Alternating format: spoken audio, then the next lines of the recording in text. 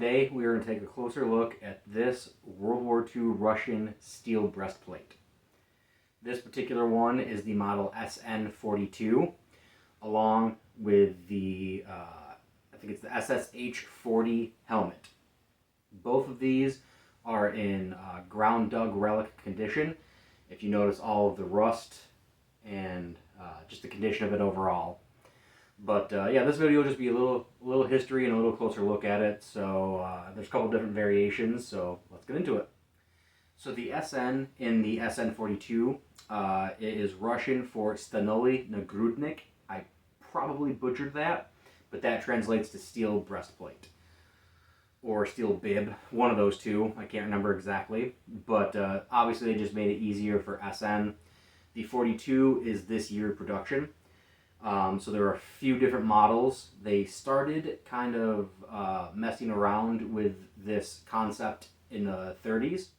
And the first official model was the SN-38. So there's the SN-38, the SN-39, the SN-40, the 40A, the SN-42, and then the SN-46. Off the top of my head, I don't know what the difference between the 38 all the way up to the 42 were. But between the 42 and the 46, it's the thickness of the steel. The SN-42 here has 2mm thick steel. It's two plates, it's pressed steel. You've got this piece here that goes up on the shoulder, and this main piece would protect your torso, while this lower piece here would protect your groin. This was really designed to do a few things. One was stop bayonet attacks.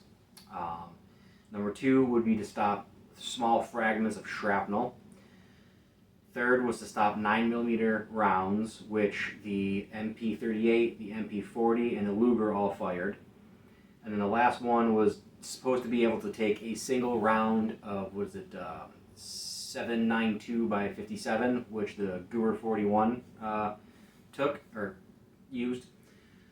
So in modern equivalency, this probably would have been rated about like a Class 2 plate or a Class 2 vest.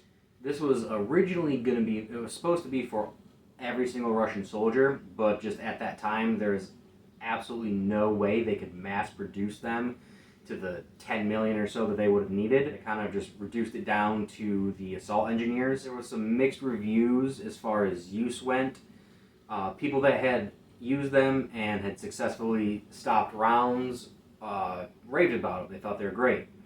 They were good for kind of street fighting, as far as like in cities, whatever. Not really for like fighting in the woods or kind of stuff like that, or out in the open. From what I've read, it was really just kind of more, it was better suited for street fighting, for street combat. But the one downside is if you had to get down and crawl, this was very cumbersome. It was annoying. Soldiers didn't like it for that aspect, but it kind of added a little bit of courage. If a guy that had taken around and lived, and so he was a little bit more brave going in, because now he's got this extra piece of kit that's going to protect him from small arms and a potential single rifle round. So he's going to attack a little bit more confidence than some of the guys that didn't have it, or they were unsure of its performance. So those are some of the reviews that, not reviews, but some of the things I've read about the reception of it amongst the soldiers. But as far as like official results, as in like testing results, I was able to find a little write-up on some of the results that they had with testing. And as far as rifle rounds go, anything that was up to 400 meters was straight penetration. So 400 to, close range, punched right through it. At 450 meters, it would put a hollow in it and crack. At 500 meters, the bullet would actually get stuck in the hollow and still crack, but the bullet would actually get lodged in there. And then 600 meters and further, there was no penetration. And then, so that was rifle. They tested the PPSH against it, and at point blank range, there was no penetration, only cracks in the armor. They tested the MP-38 and the MP-40, which is that 9mm round, and that would put dents in it, but it didn't crack. And then pistols would leave like a smaller dent than the submachine guns, as in the PPSH and the MP-40, or the MP-38 and the MP-40. The pistol caliber rounds would dent it less, didn't crack it, and no penetration on any of those. So that's pretty impressive for just being a steel plate. I mean, you're talking like, looks like freaking knight armor, you know what I mean? Now we're just going to take a closer look at this bad boy. You can see, like I said, it is relic condition. You can see all that rust. I've thought about doing electrolysis on it, but I'm really worried about losing all of that paint. You can still see the green paint is very present on it. And here you can see this piece would go over on the shoulder. You can just see how damaged that is.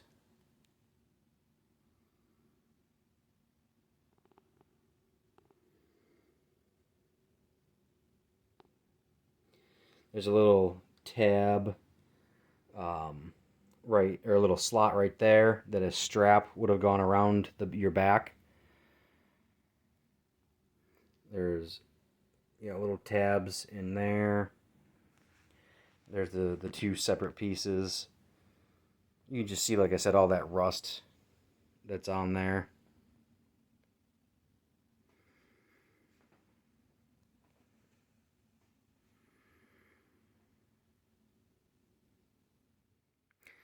This is how it's normally displayed in its display cabinet with the light.